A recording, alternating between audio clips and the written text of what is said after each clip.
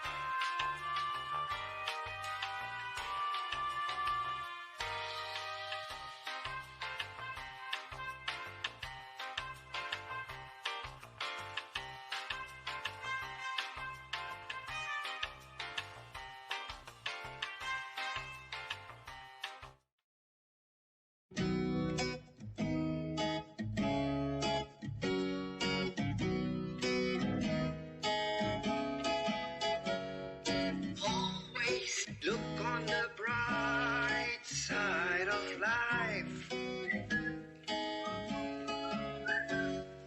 Always look on the right side of life. Lihatlah pandangan yang cerah. Tengoklah pemandangan yang cerah.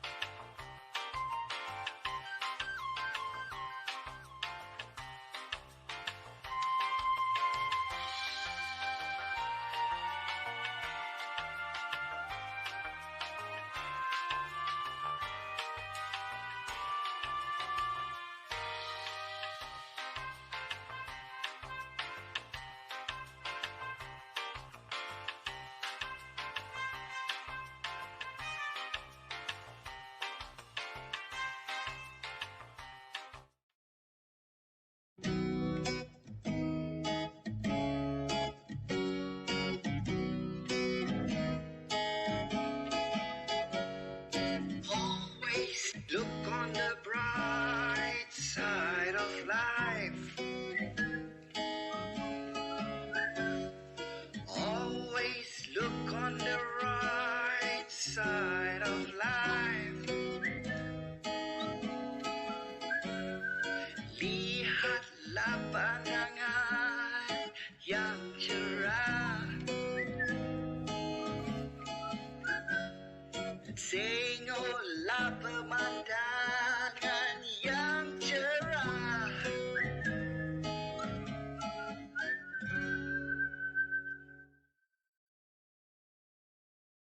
Lihatlah pandangan yang cerah.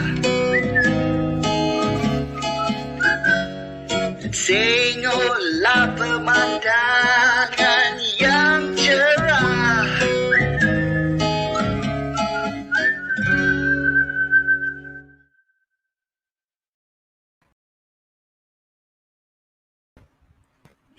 Hello, and good evening to the good people of Malaysia in Facebook and YouTube. Welcome to our second episode of Sunny Side Up, where we share with you the hottest news of the week. Let me welcome you, our host, my co-host, the funny man, Jiggee John, and Keren Bala Devan. Let's say hello. What up? TGIF, baby. Episode 2, we are back. Oh, shiny head, Kiran. Hello. Yes, Kiran, yes. what's wrong, Kiran? Sakit gigi ya, Kiran? That's why. So my wisdom tooth is giving problems. So Finally this got wise, entire I see. side of my face hurts, Ooh. and I cannot eat solid food yet. So we'll see lah what happens. So okay That's lah, why you you kurus shouldn't a do- little bit, and it shows that you're a little bit smarter, bro. Wisdom, Why, man. No, the I think wisdom tooth wisdom. coming out, bro. I'm losing wisdom. That's how it works. But this what happens. This what happens when you go 21 times a week, lah. But midweek, half a week. 21 times a week. That's a lot. You were supposed to do 21 times in a month, and that's what No. they say. Those are amateur numbers. What do we have on the show this week, for us Rizal? today? Yeah, for us today. Today is the 6th of August, 2021. And we have top-notch COVID numbers. Now, let's see what kind of numbers we have for COVID today. In Malaysia, as in today, we have 20,889 cases. Wow. What do you guys Ka-dang. think? Good lah. Good, very good. We think it's What else to crazy, think? innit? What else to do? This is every single person in this country knows it could have been avoided. We don't have to be in this situation. We really Yeah, don't. we did. Yep. You know, what to do lah? Nasi dah jadi bubur. You know, there's not much we can do. We just hang on for dear life, I guess. Just have to. We do what we can lah now.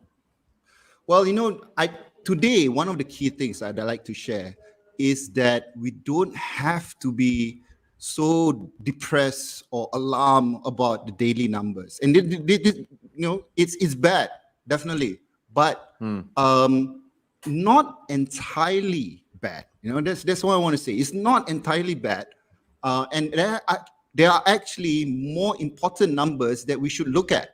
You know, because if you keep on looking at the daily numbers, 19,000, 20,000, tomorrow is going to 23, 24, I think you can go nuts because, you know, partly our expectation is to have our numbers go down to zero. You know, that's what we think should happen, but in reality, it's not going to happen. You know, I think we have to sort of like accept that it's not going to happen for a very, very long time.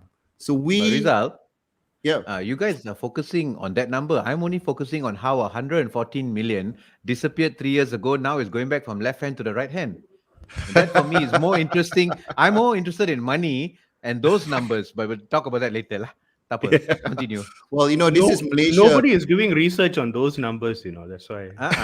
Where's the infographic for that one? Yeah, and then there are some people that say, I have the numbers when they don't have the numbers. Bank number ada.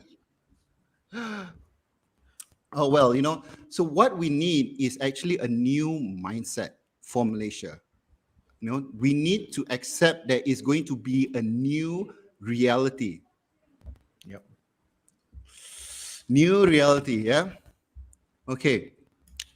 So one of the key things that I want to share is that we will have to learn to live with COVID-19 as a endemic virus, you know, which means that, you know, we have given the citizenship to coronavirus, and it's now Malaysian. It's going to be with us, and it's going to live with us for many, many years. So the difference between pandemic and endemic is? Well, an endemic virus is that we accept that the virus is no longer foreign. If a foreign virus, we try to like push out, get it out of the country, reduce the numbers to zero. An endemic virus means that we've accepted that it's native to Malaysia. It's like chickenpox or the common flu. It's already part of us in Malaysia, and it will be part of us for a very, very long time, I would say. We can never tell, but it'll be part of us for a while. But yet they are saying soon got new rules for double jabs to get out and about, and I'm like, yeah, I'm not sure how that's going to help in any form and way unless we want to hit 50 a day lah. 50,000 a day, yes. But so that is exactly the kind of thing that we want to talk about today. If the cases go 30,000, 40,000, 50,000, what do we do? What do we do? And do we just shut down everything and live forever in a cave inside our houses, or do we go on with our lives? And I think we should go on with our lives. And I'm going to share with you guys why today that it is acceptable to just go on with our lives and live life as, not to say the normal, no, 2019 is way gone, but in 2021, 2022, we will live in sort of like a new reality. Okay. Well, if it's any consolation, just down the street from where I live, there's an Orang Asli settlement. I'm happy to move in with them at this point. that seems, I think a lot of people are willing to do that, right now. They're still very happy-go-lucky and still enjoying their durian kampung. So I think that sounds like a better life indeed. Yeah, sometimes the simpler life is better, isn't it? Yeah. We sometimes we try too hard. Well, there are three parameters. There are three parameters or three types of numbers that we should look at rather than looking at the daily numbers. All right. Okay. So here's what I'm going to share. The number one thing that we need to look at is the number of vaccinated people. All right. And especially the number of vaccinated people in your community, people around you. Let's say you're in Kuala Lumpur, KL right now. Jiggee, where are you? You in KL or Selangor? PJ, yeah. PJ, so that's Selangor. And Keren, you're in PJ as well, right? I'm also in PJ, yes. Okay, I'm in KL. So let's take those as an example. So in KL right now, we already have 124%. You see, people in KL are overachievers. We have 124% of the population already vaccinated. And if I'm not wrong, how is Kejap? What? How? Huh? How? Okay. Yeah. So my assumption is the additional 24% are the immigrants or the illegal immigrants even. So that is why our numbers are above 100% of the targeted population. Wait, why are they not counting that as the population of it? They should just simplify it and make it. Okay lah, sure, fine. Okay. I'm like, just make it 100% lah. What is this extra? Just put the number of immigrants and undocumented and all that. Put that as the number of population, because it's not like extra that doesn't affect anything. It's no sense. Bro, you must understand, the poor undocumented people, the poor refugees, don't account as legitimate human beings in most of these clowns' eyes. That is because the people in charge are hopeless, you see, but for the rest of us, they are human beings, right? So you should include the numbers. Well, it is included. It's just above 100% lah. And the government will say, hey, we have overachieved our target of 100% to 124%. Exactly. I'm just now, what makes me laugh is thinking people looking at this number going, wow, KL above 120, 130%. No one is thinking what that means, Good lah. Okay, fine. I mean, so it looks good on paper lah. Look good on paper. Toko Tamba, that's definitely us lah. Our best. Correct. Nipun, what up, yo? So 124%, which means essentially everyone in KL is already vaccinated, whether they get the first dose or the second dose. All right. So now let's compare to Selangor. So Selangor is the problem area. Selangor is about 54% vaccinated, so about a little bit more than half. But Selangor is a huge. There's a big population. We're targeting about 6 million altogether. So about 3.5 million people have already vaccinated. So no, a little bit like a glass half full kind of situation. You know, there's still a lot of bad because a lot of people are unvaccinated and the cases are high in Selangor. But the good thing as well, you know, there is the part of that population which is already protected. So, you know, but the part about whole KL, Selangor, for me now, I can literally walk and in 5 minutes, I'm in KL, you know, from where I live. So automatically my statistics change lah. You know, like I'm part of the better stats versus where I am right now. I'm part of bad stats. So I mean, this whole KL Selangor bullshit. Hey, listen, KL, you're within Selangor, so shut the fuck up and just say you're Selangor. Okay, end of story. No, we have to be special a bit, special. Special. KL, urban, special. Urban. It's like the Vatican within the city of Rome. Sorry, a country within a country. Sorry. So KL is trying to be, you know, within Selangor. That's what it is, right? So, yeah. So, well, you know, the entire Malaysia, 31% of the adult population have received both doses. 62% have already received one dose as of August 3rd, which is, you know, good. Yay. No, it's good news. Yay. Speaking of double dose, how many of us are double dosed here? Rizal, first dose or second dose? Double dose for me, man. Oh, nice. My second dose is coming up in 5 days. Kieran? Oh, yeah, that's good. I'm trying my best to get as many doses as possible. So the way I look at it, listen, I represent the people who are not scientists, who are not medically informed, right? So if you tell me 2 dose means I'm quite vaccinated, that means if I get 4, if I get 6 means that means I'm extra, right? That's how it works, isn't it? Like I'm trying to collect more the than vaccine, 100%. like I'm trying to collect the vaccine. Like the way I look at it is I'm trying to collect it like Pokemon. No, you have to collect all, then only you become the strongest. So I want to get one of each. My second shot is next week. It's next week. Okay. Well, you know, people are looking at, you know, getting doses every 6 months. You know, some people are thinking, okay, I'll get my booster shots every 6 months. And the vulnerable population in the US are already getting their third dose. They're focusing on that for the third dose of the vaccine. Sounds like more money for the cartels here. Well done. Keep it going. Keep it going. Yeah. Okay. I'm waiting for the vaccine boba tea. You know someone is going to come up with some nonsense like that. You know one idiot will do that. Honestly, they could have if they want everybody to take the vaccine and they want to appeal to people who, you know, they simply say I don't want just because they read WhatsApp groups, right? They should have done stuff like this, you know, nasi lemak vaccine, boba tea vaccine. They should have just started that early on. We will all be 100% by now already. You know, I actually have an idea, you know, and this is something that we can think about. So if there's really going to be booster shots and a third vaccine due, I suggest do a mass event like a music festival or maybe a comedy festival, and on your way in you get jabbed. We'll sort it out, and then you'll have droves come by the masses. Easy. And then everybody get body ache at the music event, right? But that's why laughter is the best medicine. That's the best way. We jab you, and then we humor you, and then off you go. Even the comedians on stage also be like, I can't, my bed, I cannot.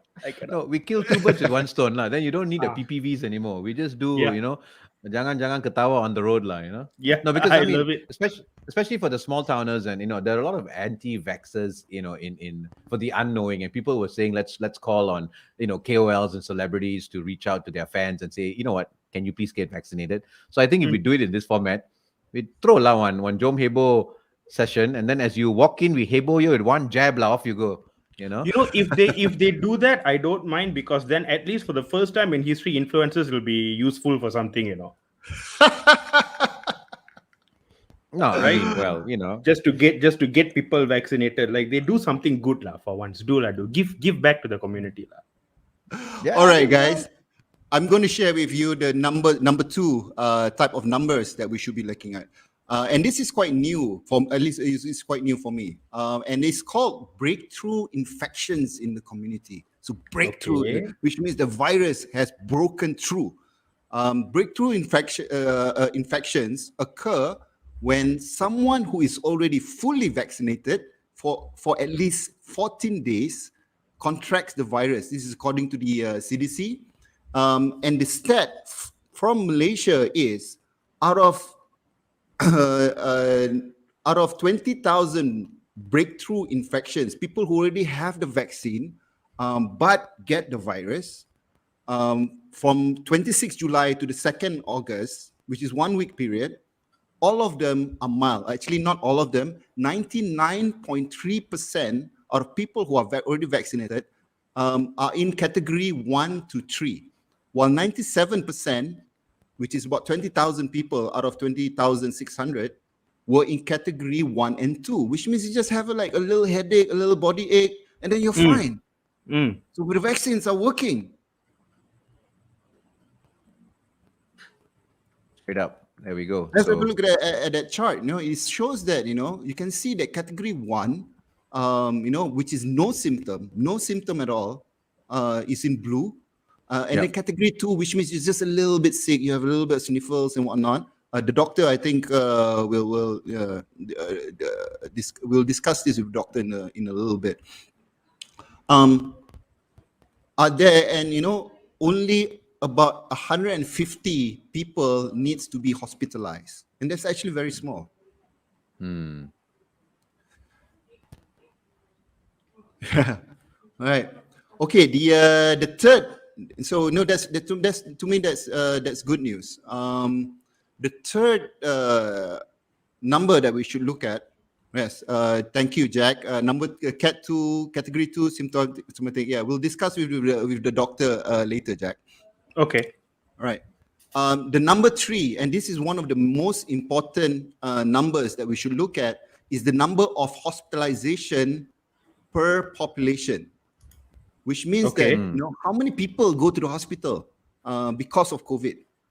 And what has been determined by the government is that they want for us to be open our economy, it must be 3 cases per 100,000 for us to move from phase 2 to phase 3. So currently, the states of like Penang, Kelantan, Terengganu, Pahang, and Perak, they're in the second phase. If the numbers goes down to only 3 cases hospitalization per 100,000, you can move to phase 3. Okay. And to move to phase 4, the final stage where everything is open, hospitalization is 1.3 per 100,000. Okay. All right. These are all I will just tell you right now, there's a lot of numbers for Friday night. Exactly. It's you lost me at phase 2, I'm. I understand. I get it. It's all good news. Things are going well and all that. It's great, lah. It's great. But I think normal people is like they look at the numbers is one thing. We gotta trust the system, lah. No, we gotta trust that essentially the medication works and trust the doctors, and we'll get this done, lah.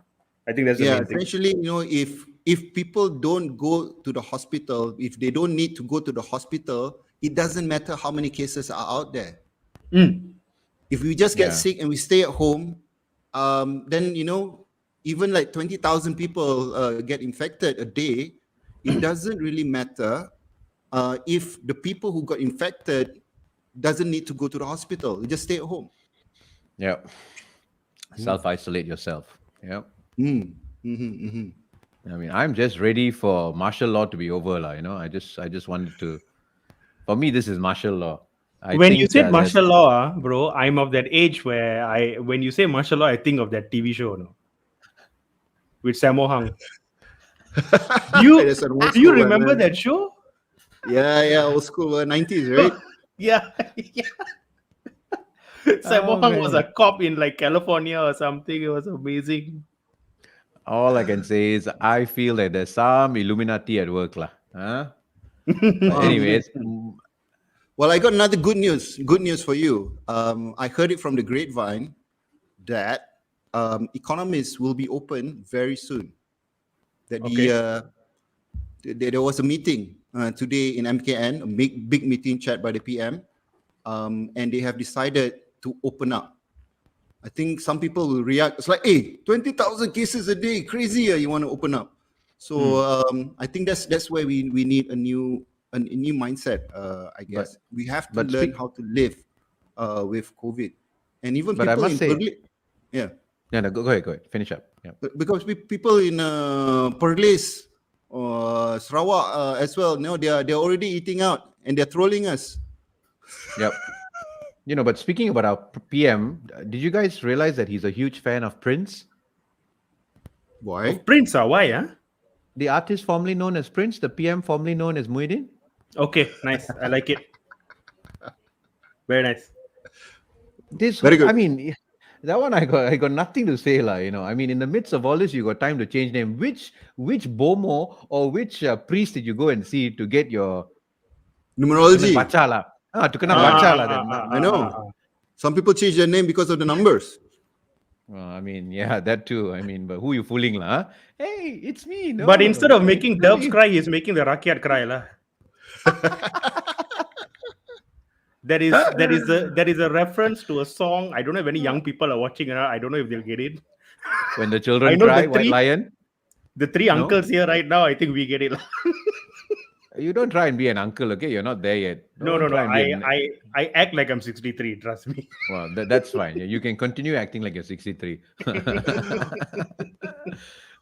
Well, I for me am looking forward to having dinner with. Maybe I don't know. I think dining will be only for two at the start, but having dinner with my wife. My wife. Walking in parks again. Going to the mall to shop, and all these things will be happening, I think, in the next 2 weeks.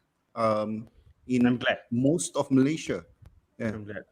I'm also very much looking forward to finally being able to cancel people's plans again. That is my favorite thing to do. Last time, because people call me and go out, and I don't want to go out. Like, I don't like people. So I can't wait to then reject people again after this. When they, hey, Keren, come la, go eat and drink. I'm like, no la, bro, I don't want. But the best part, I was just watching a show earlier, just before we came on here, and it was about Jason Statham. They just came out on Netflix, Mechanic, whatever, Resurrected or whatever bullshit. By the way, go watch that movie. It came out 5 years ago, and go and see how they positioned Penang like it was 1940s. The fucking movie was shot 6 years ago, max, in 2000. Movie. Yes, Pulau Jeraja, and they renamed it to something else. And just go and look how backward they made us look. That reminds me of Entrapment and Sean Connery and Catherine Zeta-Jones, where they plonked the fucking Twin Towers right next to the Malacca River. Same shit. Yeah. You got love. Just go watch it, because I was like, wait, was this movie shot 20 years ago? I looked at it, 2016, and in the streets of Penang, Gajah is rumbling around when first sitting on top of it. I'm like, which part of Penang has, I'm like, yeah. So, anyways, I digress. Not bad. Yeah. Anyways, go enjoy that. But no, anyway, there was a scene from Kolipe, and I was just watching that with a silly smile on my face, lah. I'm like, wow, the beach. Passe. When are we ever going to have that again, lah? Yeah. At this point, I'll settle for Langkawi, lah. Well, the businesses have been closed for so long. I think everyone's eager to start their business again. People are tired of sitting at home. It's very difficult to work from home, and I'm really glad that I've heard that we will be opening our economy in the next 1 or 2 weeks. Like open up like big time, like a UK size. Opening up, where the PM is going to make a big announcement allowing people to go back to work. Of course, the SOPs will all still be there and whatnot. Once we open up the economy, the most important thing for us to know is how to protect ourselves. And today we have a very special guest. Dr. Karajeet Singh, who will actually share with us how we are going to protect ourselves from COVID-19. So I'm just going to talk about a little bit about Dr. Karajeet Singh. He is a sports medicine physician who works in Hospital KL and with Columbia Hospital. He's been the team doctor, is a sports doctor that has gone to the 2018 Asian Games, and he plays a pivotal role in COVID-19 vaccination for the healthcare of the people in the hospital where he works. So let's welcome Dr. Kamal Jed. What up? What up? What up? Hello. Hi. Thanks for the kind introduction. How's Friday night? Yeah, Friday Doc. night. We just want to chill, bro. And we've some happy news. We have come to a point where we chill Friday nights at home, huh? Bro, Yeah. you look like you're ready to cut the Bhangra album, lah. Dressed up like a nines, yo. Yeah, dude. It's Friday night. you can't go out, you do it at home. Straight up. That's the spirit, man. So Dr. Kamal, Doc, Yes, Chief. the main thing that we want to learn today is how do we protect ourselves from COVID-19, right? I mean, we've accepted the fact that this is going to be endemic. Everyone's going to go out into public first. Dining is going to open. Malls are going to open. Parks are going to open. Soon we'll have cinemas, concerts, theaters. No, maybe not big concerts yet, but having shows in theaters. This is all going to happen, hopefully, very soon. Dining probably in the next 1 or 2 weeks. For the people of KL, Johor, Selangor. People in Perlis already happily eating and trolling us. All 7 of them, yeah. So what we want to start with, right? Can you please help us define what does it mean to be fully vaccinated? People, you have like 1 dose, 2 dose. Some people say you have to wait 14 days, build your immunity. It's all very confusing. Can you help clear up what it means to be fully vaccinated? All right. The definition of fully vaccination for a 1-dose vaccine is basically 14 days after the 1-dose vaccine. If it's a 2-dose vaccine, it is 14 days after the 2nd dose of vaccine. That's when they say you are fully vaccinated. That's simply. It means that you have built the immunity. It doesn't mean that during that 14 days your antibody is down. People say don't exercise, don't go out. After you get your vaccination, there's a period of about maybe 2 weeks where you should just stay at home because you're vulnerable. Is that true? No, I mean, it's not stay at home because you're vulnerable, but it takes that amount of time to actually build enough antibodies and get yourself protected in the event you are exposed. So you don't lock yourself. I mean, we are already locking ourselves at home, but what they actually mean, they tell you not to do exercise and all. That's because after the vaccine, there is so much happening in your body, and they have even, Singapore have actually published data showing that some of these people after the vaccine develop some inflammation of the heart muscles. So if you go and exercise at moderate to high intensity kind of work post-vaccination, then you might get some heart-related problems. But they don't tell you to wait for 14 days. The guidelines are actually about 7 days before you can actually get into moderate to high intensity exercises. So the first few days, chill out, yeah, and then light exercises. Yeah, basically just do light exercises like casual walks, household chores, things of that sort. Even brisk walking or jogging is not encouraged in the first week after the vaccine. Yes, initially, when this whole vaccination process started, they were actually suggesting to withhold these exercises for 24 to 48 hours.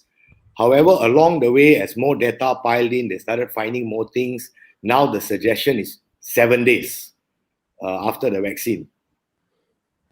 Wow. I was just going to ask you whether cycling entails as vigorous and exercise. I think you answered my question. Yeah. Amma la ganja. Shoo. Well, you I can't was even out like a cycle shot. now.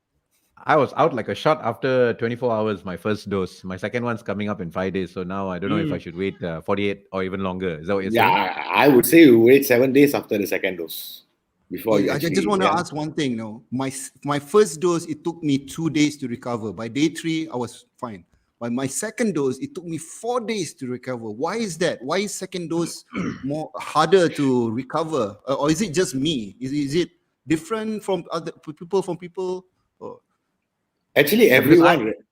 Yeah, Jiggee. So because I had zero side effects. In fact, I came back and I worked straight until 4 a.m. that same night. So and I slept like a baby after that with zero side effects. So please explain how this was. It a placebo? They shot me with water, empty syringe, or what?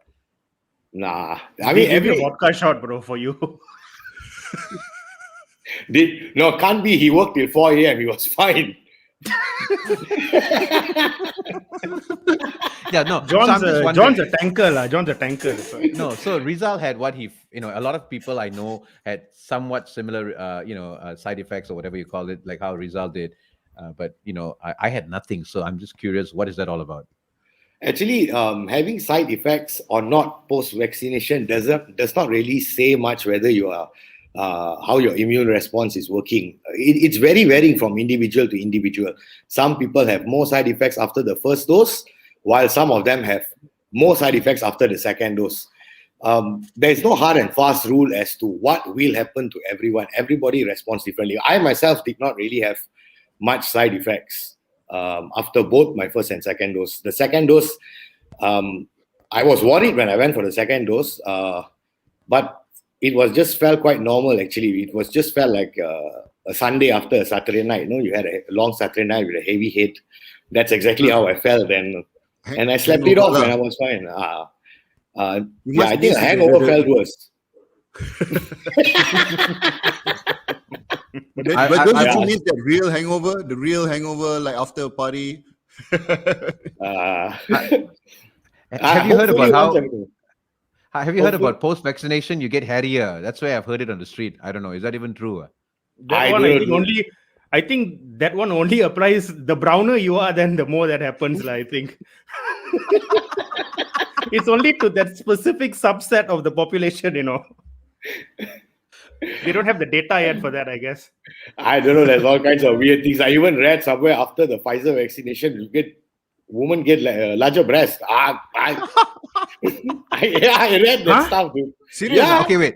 So the ladies get affected up top, the men get up affected down below, is it? No. We get nothing. I thought the Kambu gains an inch, but no. In fact, you might lose a few. Careful. Wait for the data. We're gonna wait for the data. Don't simply say. Actually, no. You know what? Just tell. At least more guys will go and get it then. Just tell me. That's it. Just tell me. How many? That's 2-3. Oh, 2-3 is a lot, bro. Bro, some of us will be happy for even half. Listen, Keren. Not many people are hung like horses, lah. So let's not go there. We digress. Sorry, Doc. We digress. This is what happens when you put three brown boys together and throw a Spaniard in the mix. Okay, let's move on to the next real important question about the clinical categories. Category 1, 2, 3, 4, 5. This category 1. This is the clinical categories. Category 1, no symptom, and really, like, you don't feel anything. You get COVID, you don't feel anything. It's dangerous, right? Because this is when you go out and you make dono and you can infect people. Is that right? Yeah, that's the dangerous part actually. When you're asymptomatic and you move about, and you have the risk of infecting others around you. Hence, that's why the SOPs are very important. Yeah, but because according to the data just now, 97% falls under category 1 and 2, and which means that a lot of people are asymptomatic. But that has been the case from day one. Actually, majority of the people have always been asymptomatic, and ultimately that's what we want, right? As long as you that is don't what we suffer, want. So exactly as what you said at the beginning of the show, we have to learn to live with the coronavirus. And as long as we don't suffer, there's less complications, lesser number of deaths.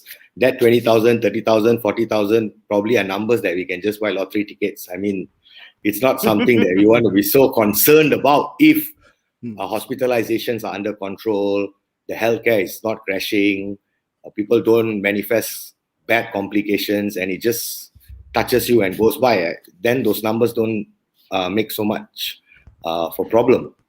Yeah, it won't be okay. What about category 2, which is symptomatic without lung infection? And what kind of symptoms, especially with the Delta variant right now going crazy in Malaysia and the world?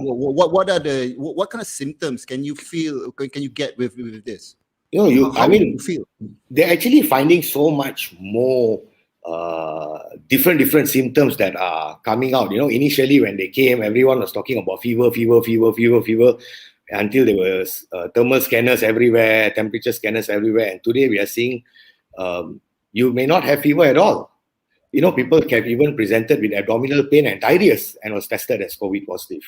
So really? So the whole spectrum of symptoms have evolved so significantly. You don't need to have fever now. In fact, I have there's some people that actually says now thermal scanners are of no use. Oh wow! Oh wow! Yeah. Because you don't have fever. Yeah, Exactly. Yeah. Wow. So Damn. this Delta variant is very notorious. I think if you look at WHO and CDC, every other day there's new things that are coming out and guidelines are being changed. So yeah. I'm hearing something about lambda. The lambda variant. Yeah, the lambda variant. Yeah, apparently it is vaccine resistant. But I think it's in South America. I don't think the lambda variant has made its way here yet, but let's just hope. Cannot be, bro. You got cartel here. Malaysia got a lot of cartel fellas. No, I'm quite sure it came already. So category 3 is something when you have lung infection. Yeah. Right? And category 3 is this the bit where you actually go to the hospital? When you cat 1 and 2, you're supposed to stay at home, right? Category 3, when you have lung infection, how do you know that you have lung infection? You start developing cough, the fever goes higher, and then your oxygen saturation eventually starts falling. That's why now people are talking about having this device at home, this pulse oximeter to monitor your oxygen content. And if you have any of these warning signs where it is symptomatic with lung infection, which doesn't require, what's that? Oh, that's the pulse oximetry. Yeah, which does Jack, not. put me up in front. I just want to show everyone what an oximeter. What is it called? Oximeter, right? Yes, a pulse oximetry. Yeah. Yeah. Wow. So this is a pulse oximeter. This is flying off in the market. Everyone's buying this, and it looks like mine is 98. Upside down. There we go. Yeah. Wow. Yeah. So what does it mean? 98. 98 for Asians not good enough, bro. You need 100. No. 97, 90. What does it mean? As long as it's more than 95%, it means your partial pressure of oxygen in the body is sufficient. So ultimately, that's what they're advising people to do today, to have one monitor in the house in the event you are COVID positive and you see your saturation drops. That's when you need urgent medical attention. So the Cat 3 usually does not involve any supplementary oxygen, whereas the Cat 4 is symptomatic with lung infection requiring supplemental oxygen. And then, of course, Cat 5 is the critically ill with multi-organ involvements and whatnot. So do you go to the hospital in Cat 3 or 4? You don't depend on what Cat you are. Ultimately, you monitor yourself.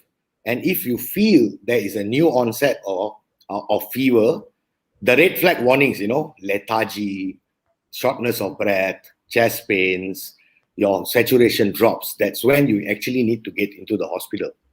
Or actually, do you go to the hospital first, or do you go to the COVID assessment center?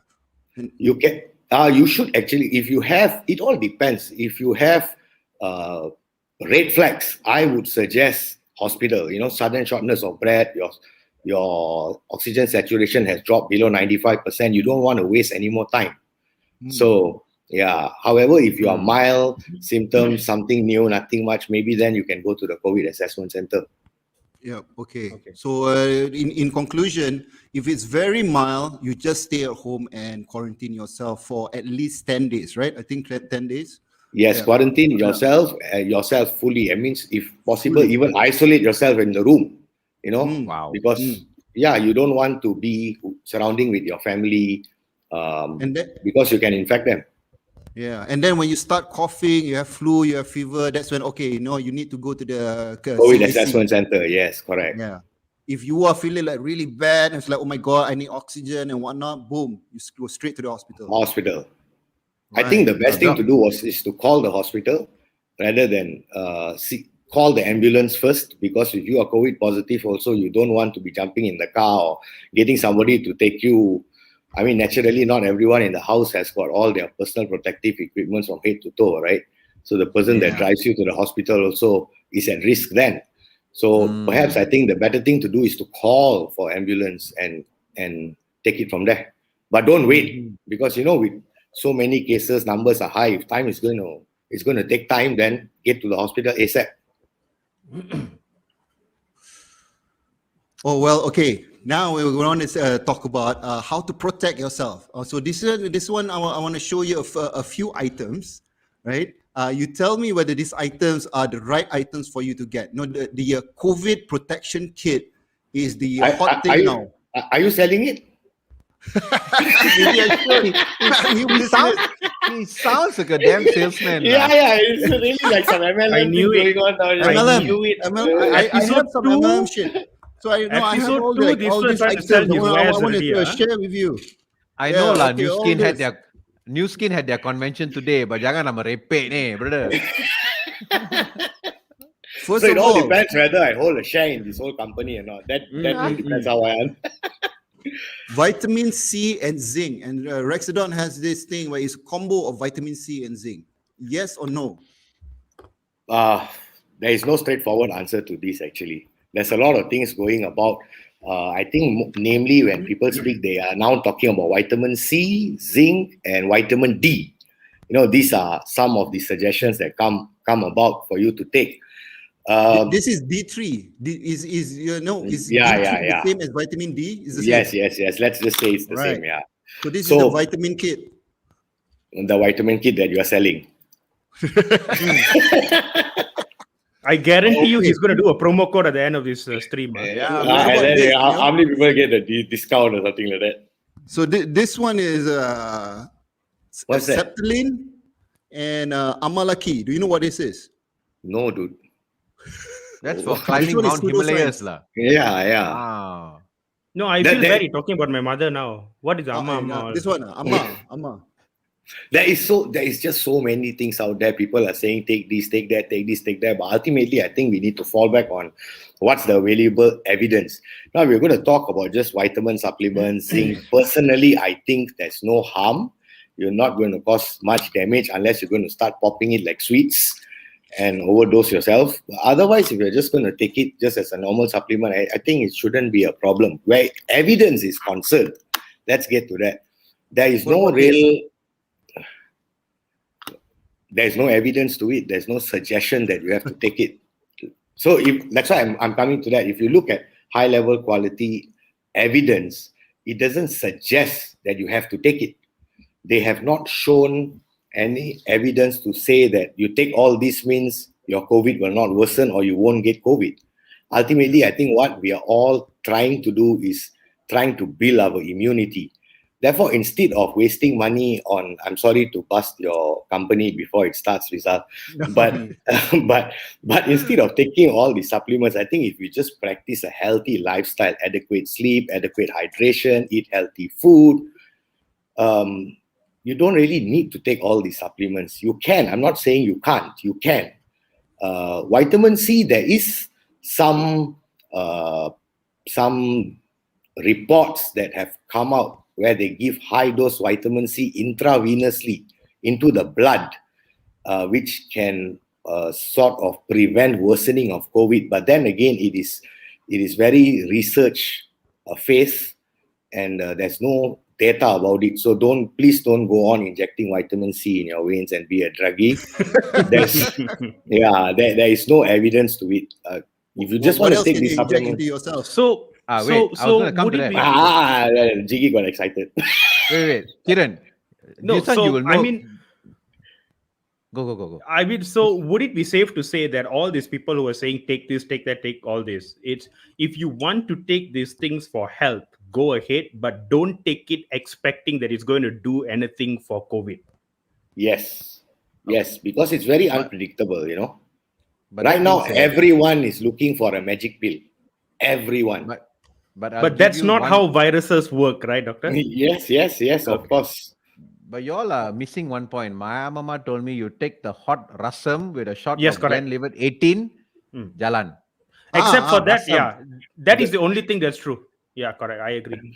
Nanda rasam, right? Hot water, rasam, all this, you know. That one, I think it works, you know, because I've seen videos that, you drink the virus from your throat, it goes into your stomach, and then the stomach acid will kill it, you know. How true is that? Okay, where does the virus is here and here, right, at the stage, early stage? No, it's 100% true. But it needs to be crab rasam only. It cannot be any other rasam. Huh? That's the only way. I mean, if people are believing this, anybody who is believing this, look, you drink one whole jug full of rasam, you go ahead, but take the vaccine first. Then do whatever you want. You take the vaccine, you do what the hell you want to do, you do. Just shut up and take the vaccine first. Yeah. Garlic is another thing. Chunky, another thing. You know, all kinds of things. Yes. Yeah. Put it in every hole you have. So I don't care. Just take the vaccine first. For your throat, I mean, you know, if the virus does reside in your throat and nose, shouldn't you clear your throat on a daily basis? Again, let me come to it. There is no evidence that suggests any of these steams or gargles actually helps to eradicate the virus. Let's just put it that way. People have been doing this. If it was going to work, we would be out there partying tonight, not being online here. So, but there are isolated reports and studies that shows, yes, these gargles and all may help in when you have a normal upper respiratory tract infection. It can help with a sore throat. It may help, but for coronavirus, COVID, there is no evidence to suggest that it's going to help. Right. What about regular sex? When people say regular sex with a partner, with not with other people, not regular sex with a lot of other people, but regular sex with your partner actually helps you boost your immune system and protect you from COVID. Regular cannot. It has to be kinky. blow up dolls count? Keren. Yes. What would your definition of regular sex be? How regular? You go, you finish whatever you need to do in 3 minutes and you sleep. So, no, 3 minutes. 3 minutes if you're trying to overachieve. I mean, look, the older you get, certain things not easy. Hey, punk, you're 32, okay? Shut the fuck up. 35. Okay, 35. Oh. No, wait, not opposed. Yeah. Regular sex means like you have sex consistently, lah. Very good for you and your wife. Good exercise. Is this your way of trying to get your wife to on a Friday night? Is this your tactic? Is this your tactic to get things going? Like you go and tell her, look, sayang, for health and medical reasons, okay. Well, actually, I mean, sex is a form of exercise, right? And exercise does boost immunity. So I guess perhaps there's a role, but I think there are some one or two isolated papers that I've read where they define it as regular sex once to twice a week. Can help. Yeah. I really want to know how they got the grant for that. I have no idea, dude. On another way, you're going to have more regular sex, then you are actually quite safe because you're isolating yourself at home with the same partner. We don't want STDs to spread, you know. So, correct. Yeah. The safest This one, option bro. is to do it with yourself, lah. This is You the got big everything, one. huh? You This got is what everything, everyone is Rizal. talking about. Oh, Ivermectin.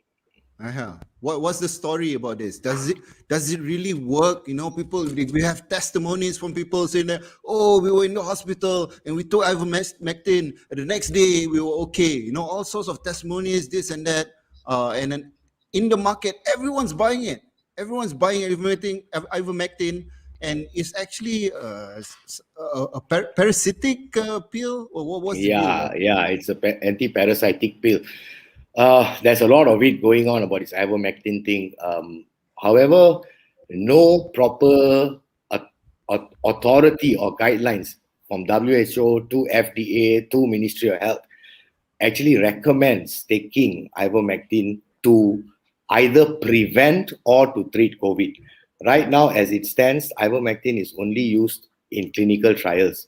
Now, when you say testimonials, yes, there are. I've heard. They've also isolated papers that show that ivermectin works. However, of all these, right, the most recent of which, the highest of medical evidence, is usually published by Cochrane. You know, Cochrane Library. It's where a lot of reviews are done, and these reviews are done looking at multiple publications. So Cochrane actually published a paper late last month, not very long, maybe a week, maybe 2 weeks ago, where they reviewed, I think, around 40 papers that were published around this ivermectin. And if you read, they actually tell you out of those 40 papers, they are very minimal high quality papers.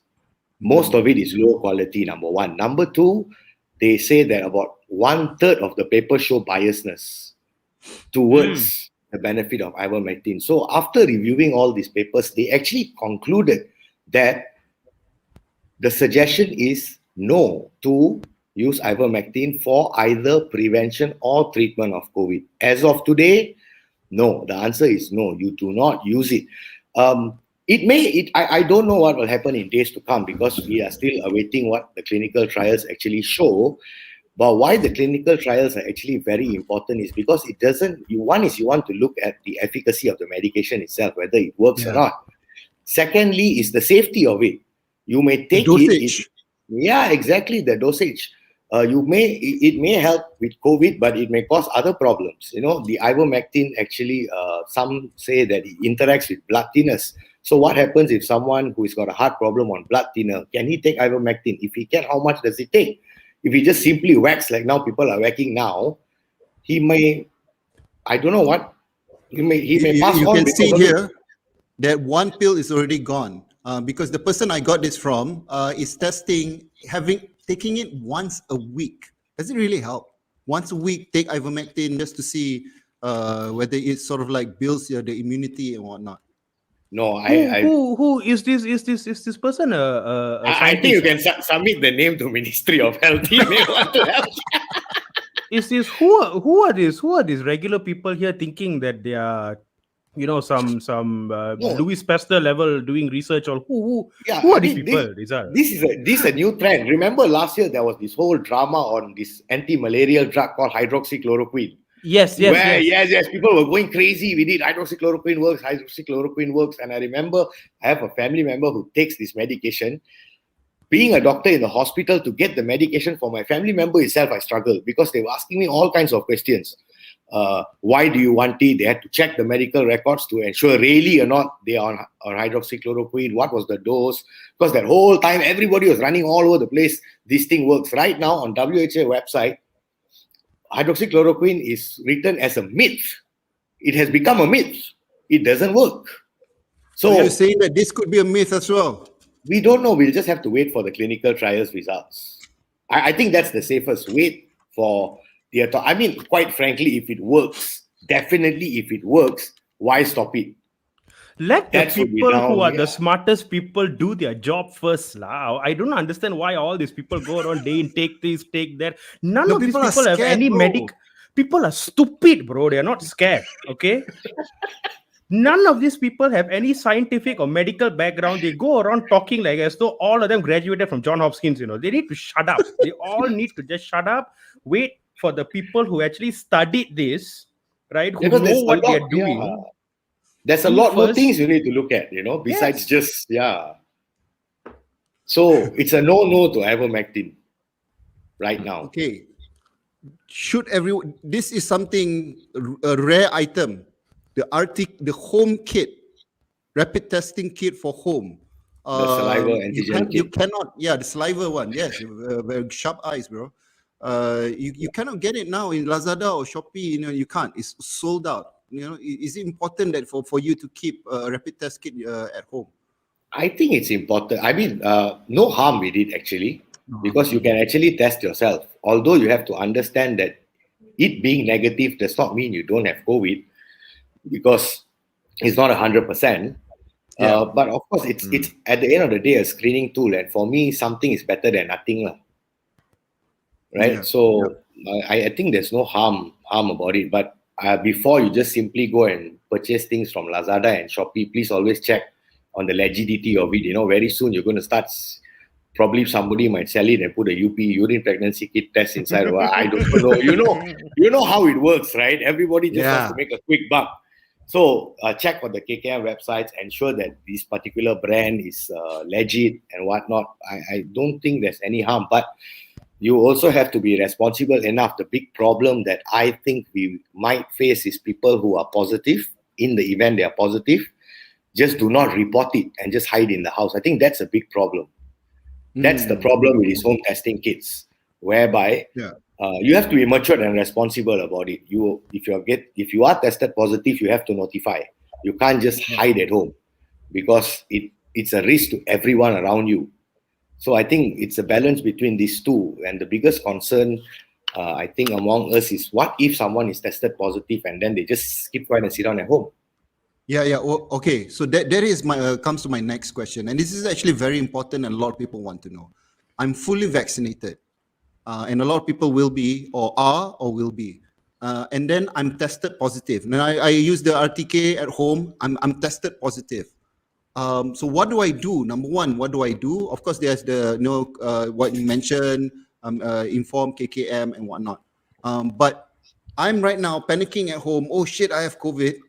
What do I do to make sure that I stay in category 1 and 2 and I don't get lung infection and it doesn't progress to category 3 and 4? What do I do at home? Actually, the predictability of it's very difficult. If you really ask me, I don't think there's anything that you can do to prevent worsening. Ultimately, that I started this MLM thing again. I'm reporting you. I So think not necessarily you have to take all sorts of vitamins and whatnot. It might not even work. Ultimately, I told you, if from the start, from the onset, you actually practice a healthy lifestyle, eating healthy food, if your immunity is good to begin with, you don't build your immunity once you're only infected. It should be there from the start. Then likely you will just remain in category 1 and 2.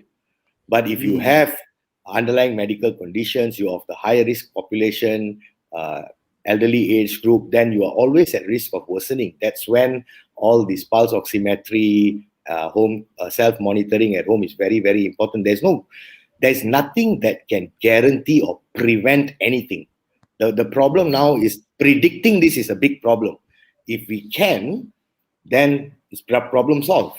But that's the issue right now. And I think another big concern you are seeing of late is the number of brought-in dates to the hospital.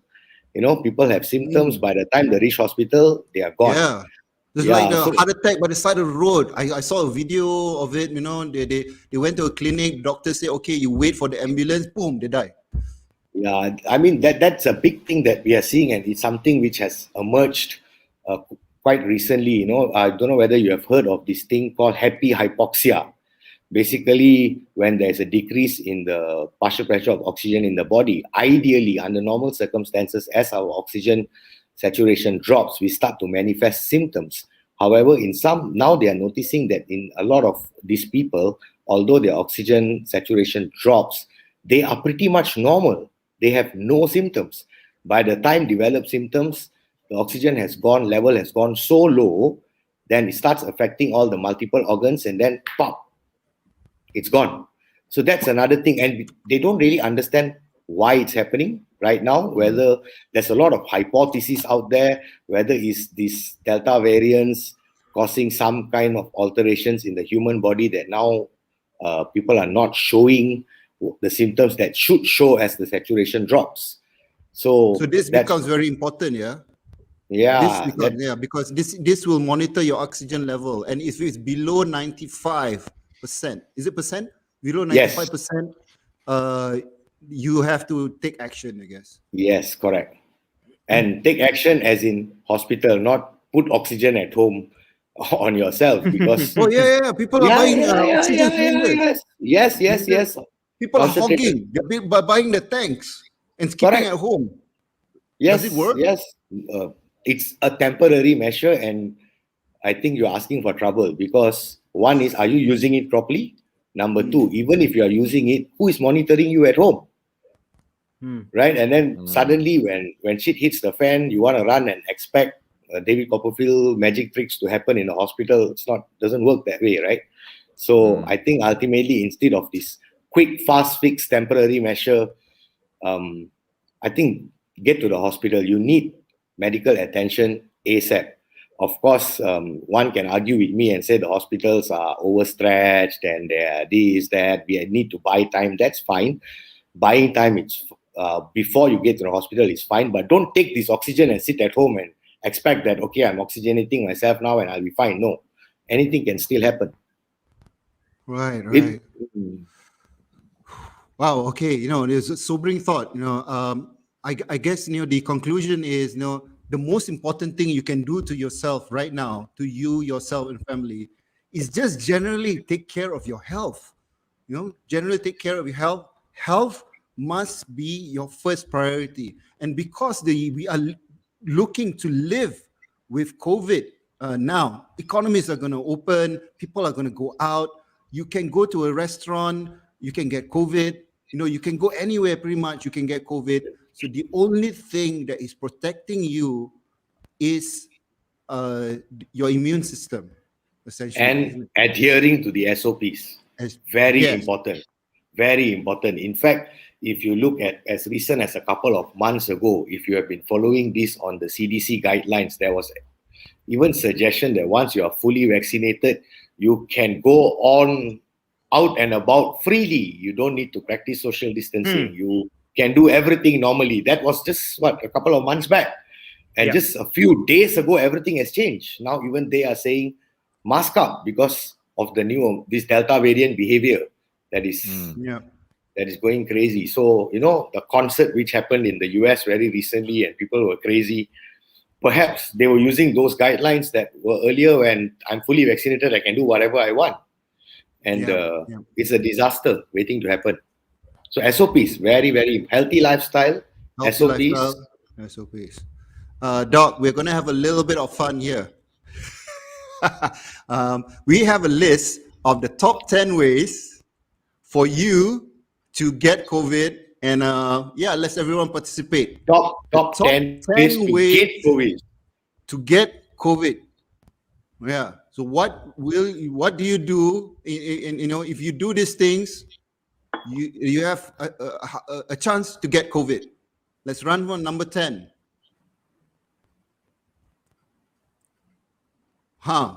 This one, I tell you, you should clean your own house, lah. You should not get someone from outside to come in to clean your house.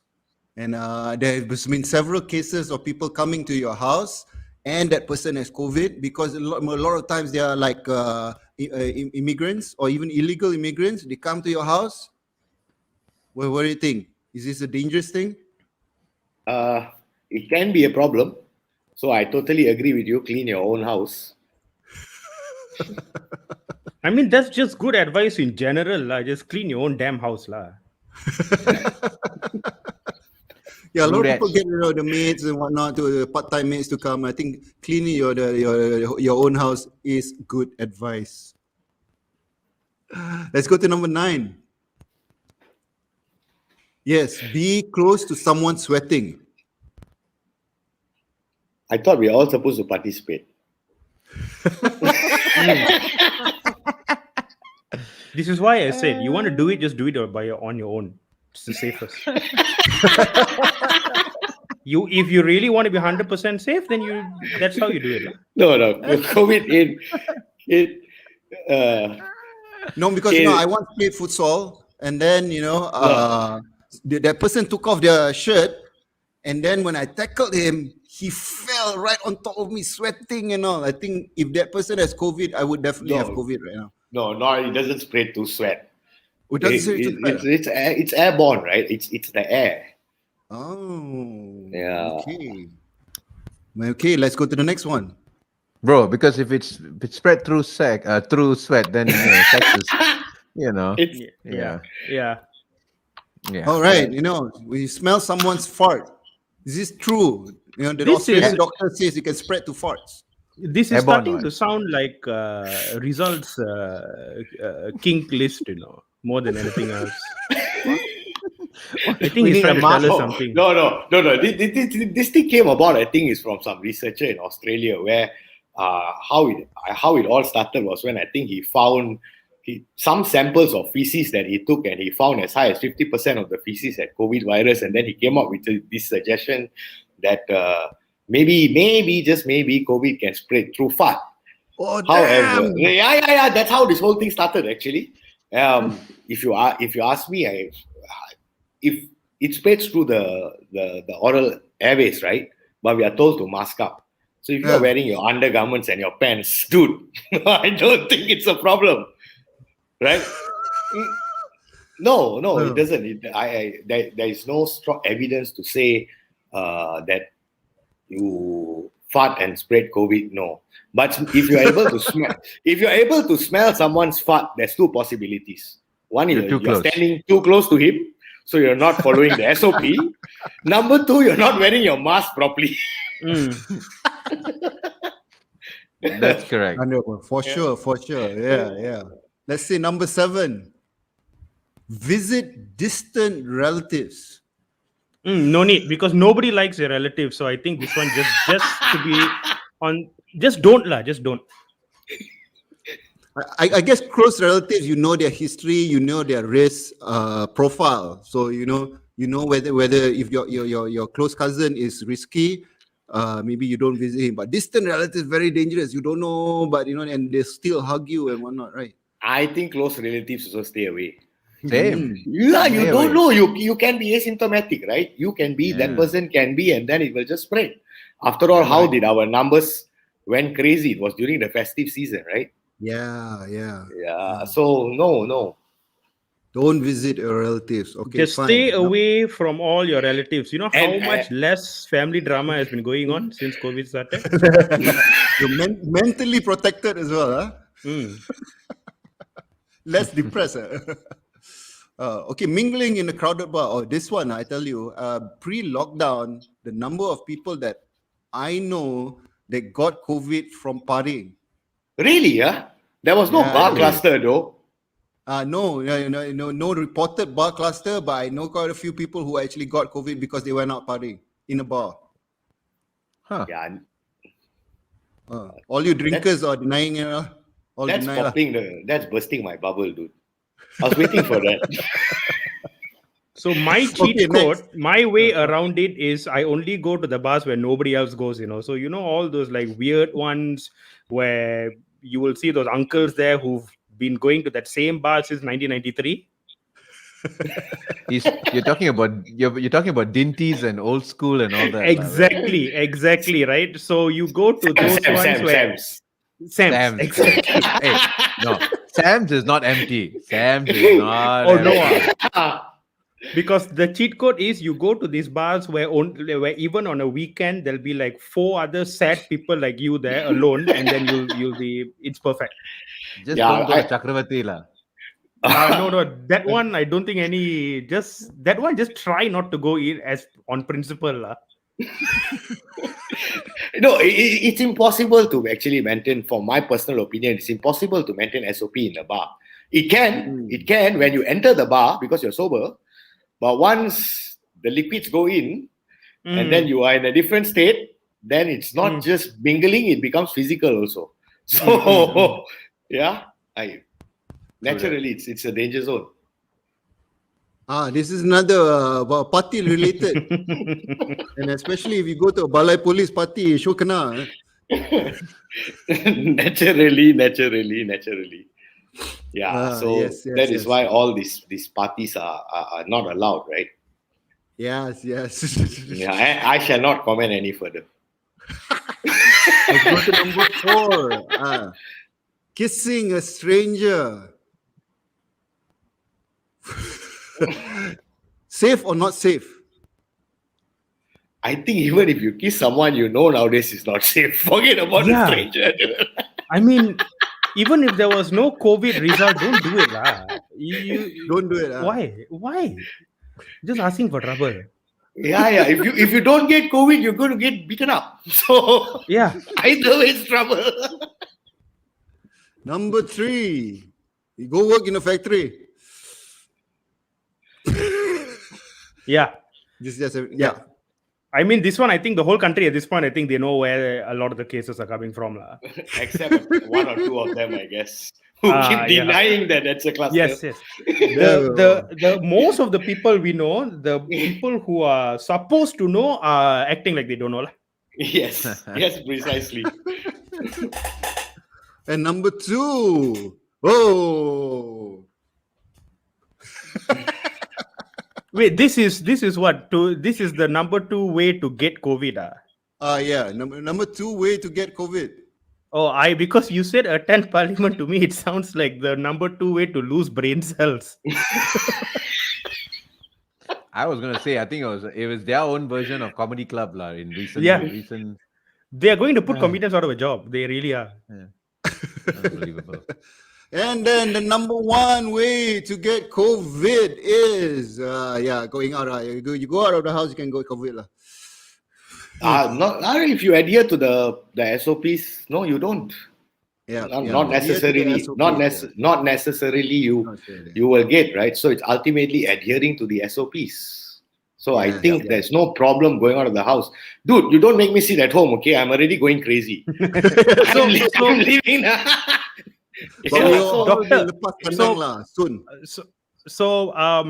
Doctor, in your medical advice would be, apart from all of these hundreds of different ways, and everybody is trying to find ways and things to do to prevent getting anything, would the best medical advice be to just have common sense? Yes, of course. Which is common sense is something uncommon these days. Very true. Very true. Yeah. Yeah, but the problem is also, I mean, a lot of the masses, and I mean, you can't help it, but common sense is not so common, especially, in the outskirts and in small cities and small towns. They don't know the seriousness of how bad things are and how bad this whole pandemic is. And they're just simple people, so. Yeah. I think one is that, and number 2, I think our leaders need to step up. That's my personal opinion. Yeah, but they're using that simple-mindedness to take advantage of them. No, when I mean step up is SOPs are meant for everyone. When you see a certain group of people can violate SOPs and then nothing happens to them, I mean, generally you might just think that things are being overplayed because these people can violate SOPs, nothing happened to them. That means maybe these numbers are not real. So, it's a false perception. It's a false perception that you give. Yeah. So I think our leaders actually need to step up and follow the rules. And then the important thing is the SOPs have to be simple enough for people to understand and follow. A lot of them are confusing, overlapping, different. It's very difficult to create new rules and change it every few weeks, because the situations change and the rules weeks. Have to change. They seem to sometimes change it over days.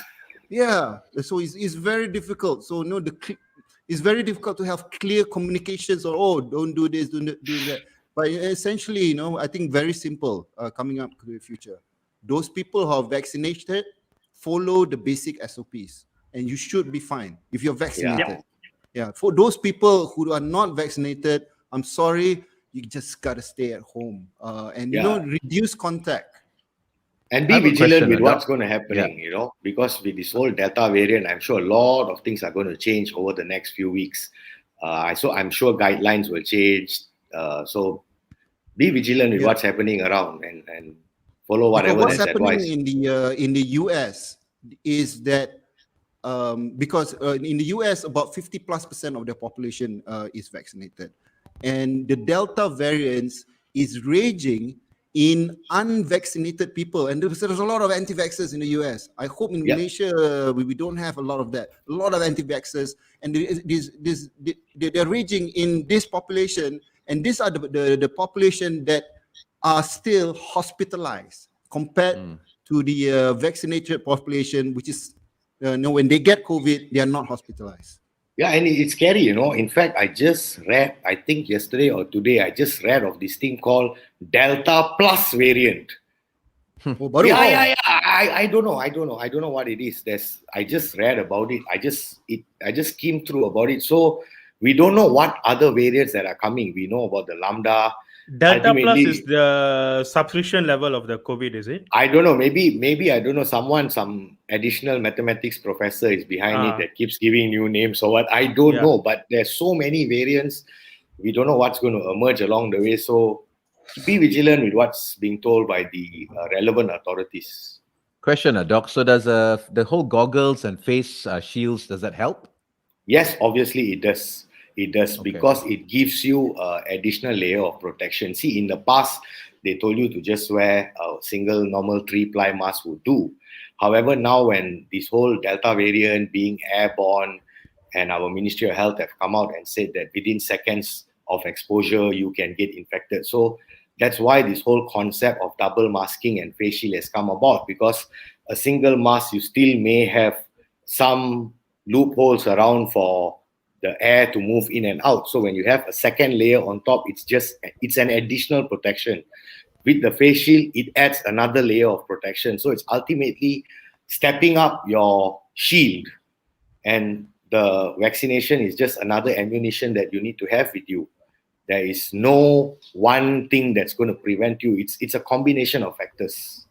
Yep. We do have some questions from the floor, Rizal. I think, yeah, there we go. All right. What happens when you get COVID in between the first and second dose? I think this question would probably I would interpret it as what happens to your second dose vaccine, scheduled second dose vaccine, if you have been diagnosed with COVID after getting the first dose. Now, the guidelines actually say that you, as soon as you have been discharged from quarantine after being COVID, you can actually proceed with your second dose. There's no waiting time. You don't have to wait. Yes, no. You can immediately, once you are well, you have been discharged, you can go and take your second dose.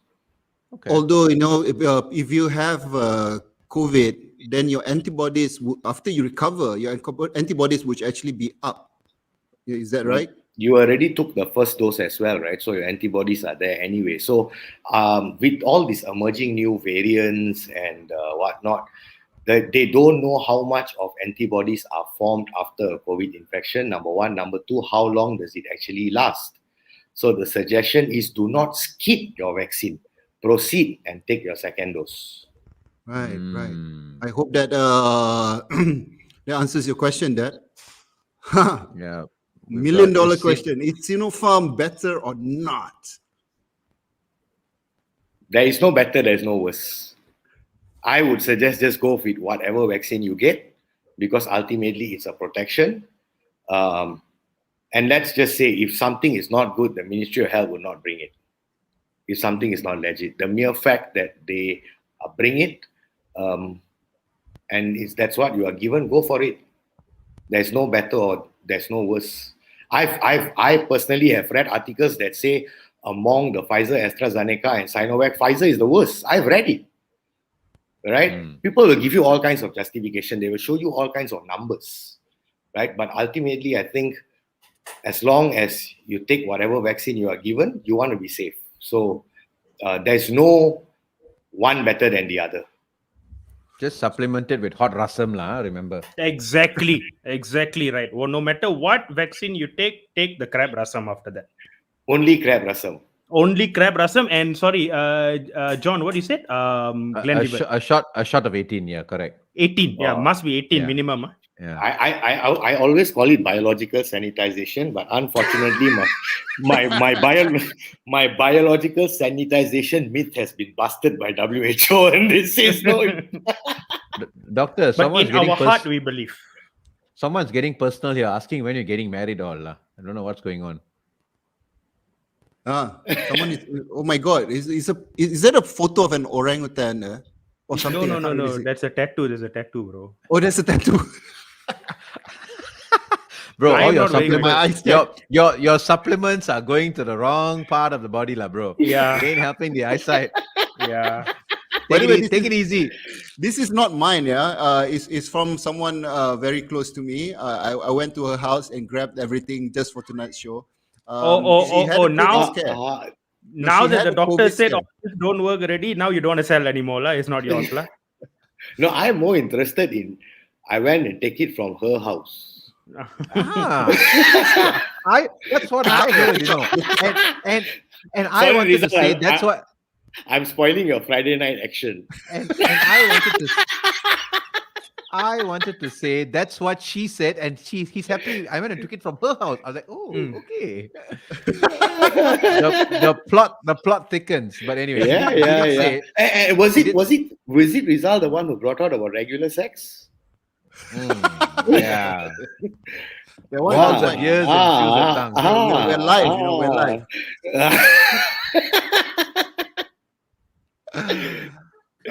But the story is why she has all these things is because she had a COVID scare, and because she had a COVID scare, she decided to just buy all these things and just to protect herself. I guess she overdid it maybe.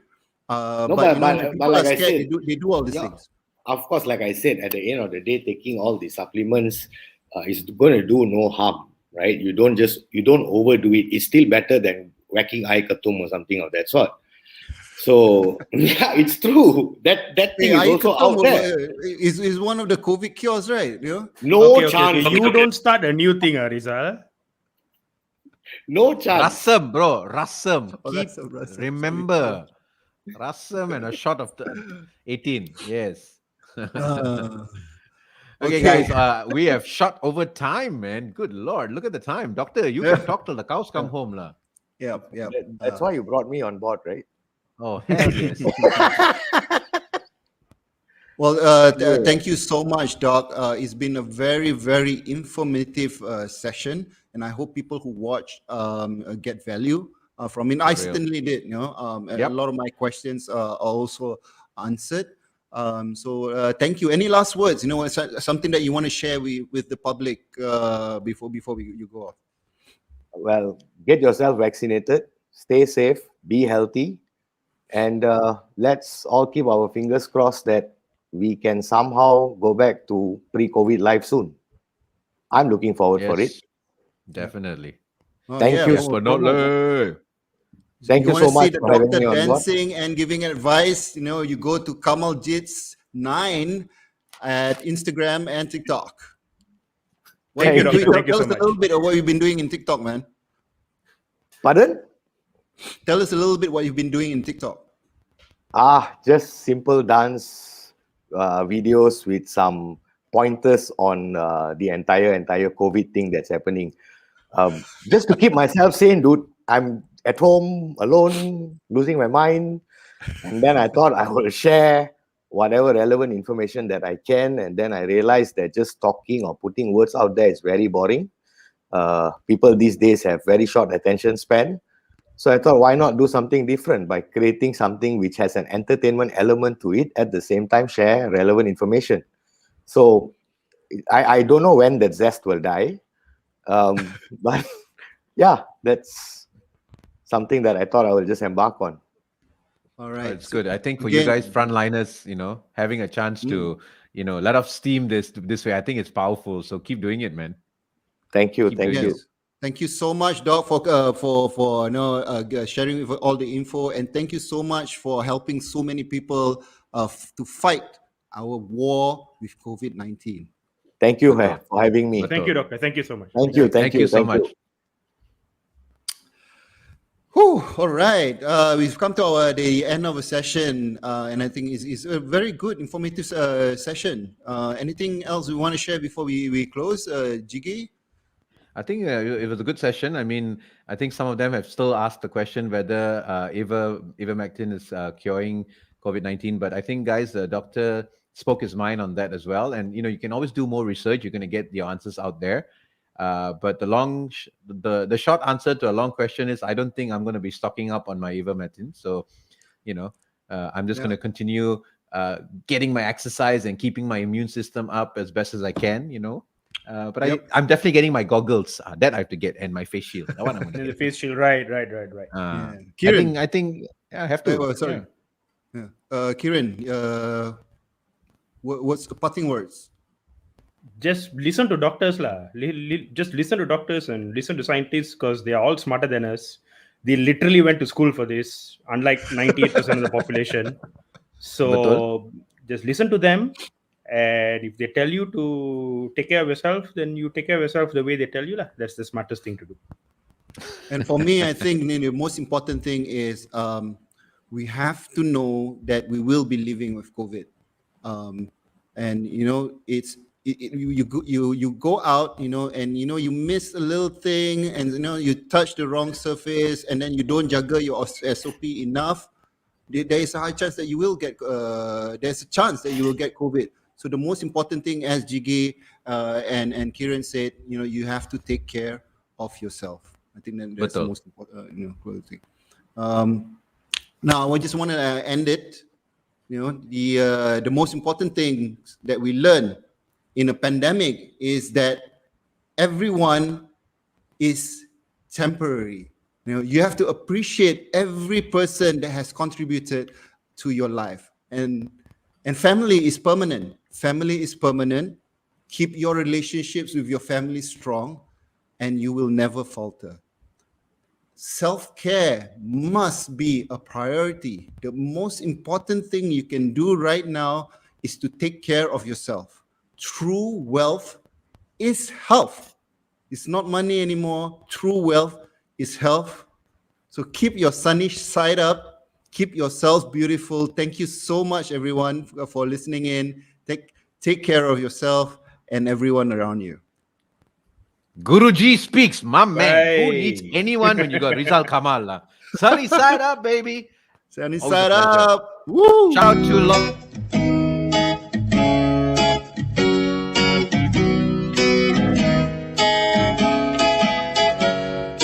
Always look on the bright side of life. Always look on the right side of life. Lihatlah pandangan yang cerah. Tengoklah pemandangan yang cerah.